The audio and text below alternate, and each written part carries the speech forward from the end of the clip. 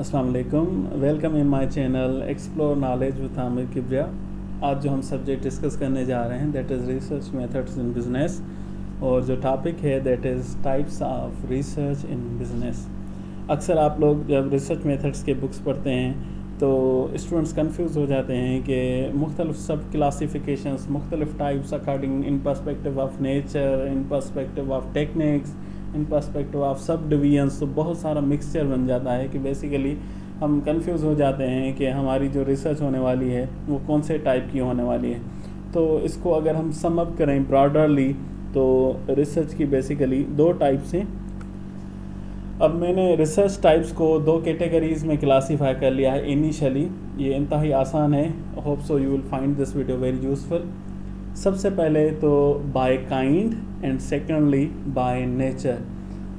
आप देख रहे होंगे कि बाय काइंड में मैंने तीन टाइप्स लिखी हैं, but third types is a conditional which is descriptive. I will let you know later on regarding this. So before wasting time we are proceeding towards the types of research by kind. First is the exploratory research. Exploratory research कौन सी होती है? Exploratory research वो होती है जो कि explore करे, जो कि डिस्कवर करे, जो कि इंफॉर्मेशन ढूंढ के दे।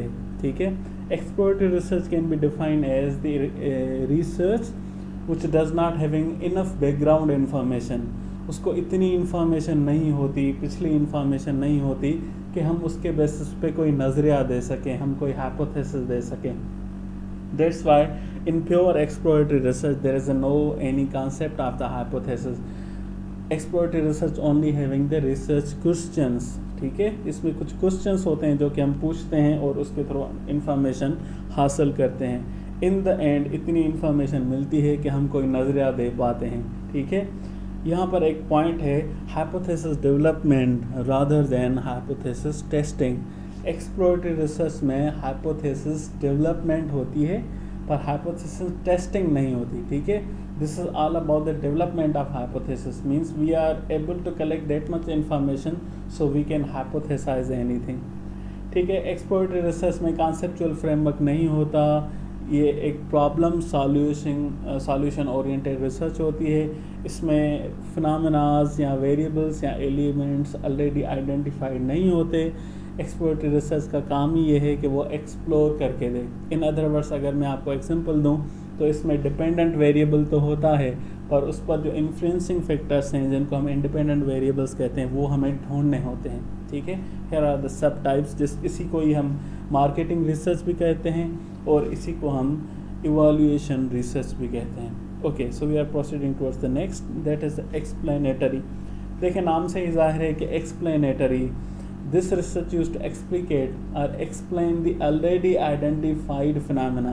ठीक है, इसका काम क्या है कि जो एक्सप्लोरेटरी रिसर्च फाउंड करके दे देती है, वेरिएबल्स आइडेंटिफाई करके दे देती है, फिनोमेनास ढूंढ के दे देती है, उनके रिलेशनशिप्स को मज़ीद एक्सप्लेन करना, मज़ीद समझना, या जो ऑलरेडी थेरीज अवेलेबल हैं, जो ऑलरेडी फ़िलासफ़ीज़ हैं, उनको ज़्यादा एक्सप्लेन करना ताकि हम उनको बेटर वे में डिफरेंट सिचुएशंस में, डिफरेंट पॉपुलेशंस में, डिफरेंट टारगेटेड रेस्पोंडेंट्स में एक्सप्लेन कर सकें।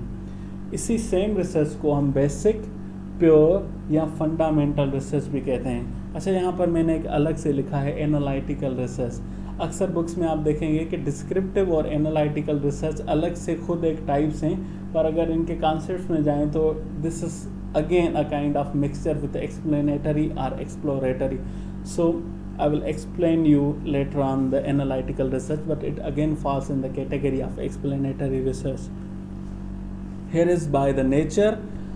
अब research by kind तो या तो explanatory होती है या तो exploratory होती है, पर by nature या तो quantitative होती है या तो qualitative होती है। quantitative research वो होती है जिसमें आप analysis techniques जो हैं वो नंबर ओरिएंटेड होती हैं, स्टेटिस्टिक्स आपकी जो होती है वो नंबर ओरिएंटेड होती है, फाइंडिंग्स नंबर्स में होते हैं, या फिर आप ऐसी डेटा को मेजर करने जाते हैं उस data having the kind of numeric nature. ठीक है, क्वांटिटी में जिसको हम देखते हैं। क्वालिटेटिव रिसर्च वो होती है जिसमें ऐसे वेरिएबल्स होते हैं जो कि बेटरली मेजर हो सकते हैं in the shape of the words, जैसे कि पर्सनैलिटी हो गया, करेक्टर हो गया, स्किन कलर हो गया, मुख्तलिफ ऐसे फैक्टर्स हैं, ठीक है।